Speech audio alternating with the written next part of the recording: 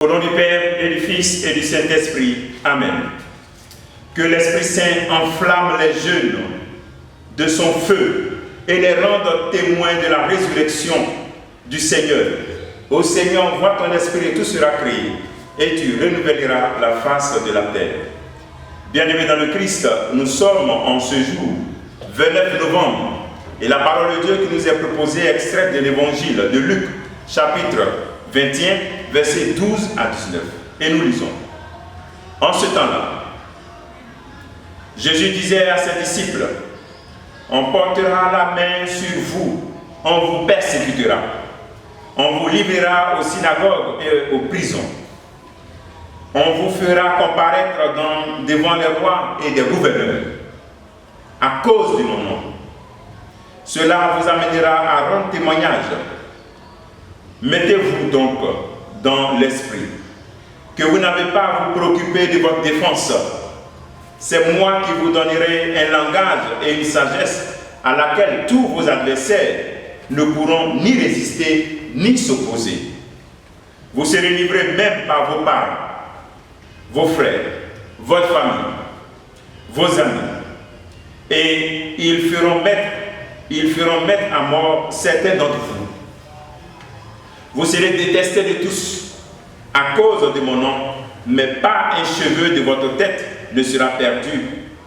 C'est par votre persévérance que vous garderez la vie.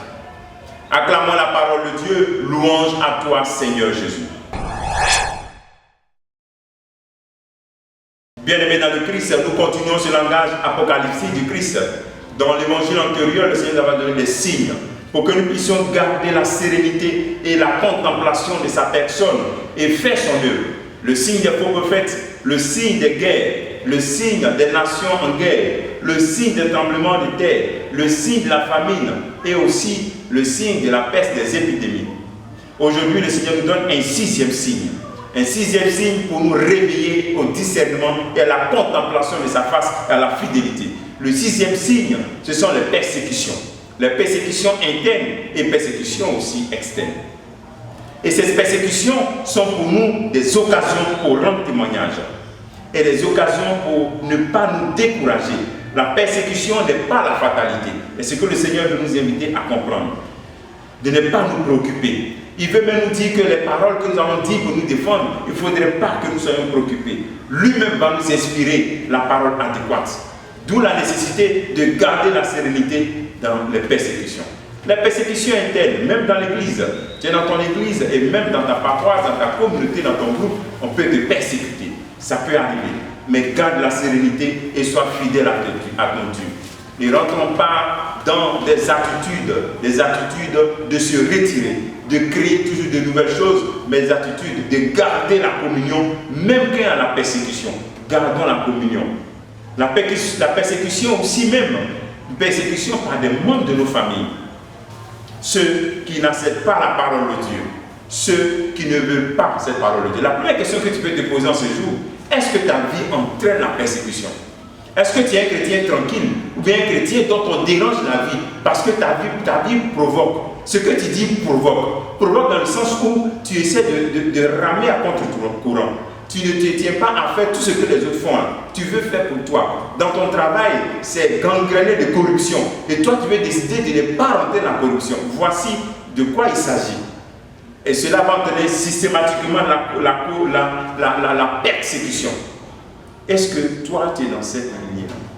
Aujourd'hui, beaucoup même de jeunes se découragent lorsqu'ils veulent prier, ils veulent s'adonner à Dieu, même dans les familles, à l'école, dans les lieux de travail. Les jeunes, souvent à l'école, on dit, voilà, toi tu veux dire quoi? C'est toi qui es mon père, et toi qui es la sœur. On se moque de toi. Et à cause de ces moqueries, tu arrêtes ta ferveur spirituelle. Alors le Seigneur t'invite aujourd'hui à la persévérance et à ne pas te décourager parce qu'il est avec toi. D'autres sont attaqués par d'autres courants. pour leur démontrer que là où ils sont à l'église catholique, ils ne sont pas dans la vérité. Ils sont donc, on t'envoie des discours, on te persécute, on te dit cela, et à cause de cela, tu changes d'église. Comme c'est en changeant d'église qu'on est sauvé.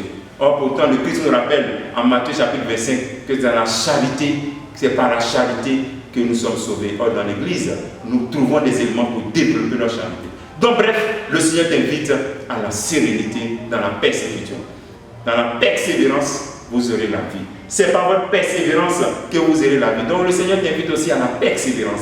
À ne pas lâcher prise quand tu es persécuté. Il est avec toi. Il dit même pas un de tes cheveux ne sera enlevé parce qu'il est toujours avec toi. Le travail que tu peux faire en ce jour, c'est de demander, est-ce que tu es un passionné de Dieu à tel point que les gens te persécutent? Est-ce que la persécution te fait peur? Ou bien tu es serein parce que ton Dieu est un Dieu de victoire. Il est vivant, il est ressuscité. Que le Seigneur te bénisse, que nous bénisse tous en ce jour. Au nom du Père et du Fils et du Saint-Esprit. Amen.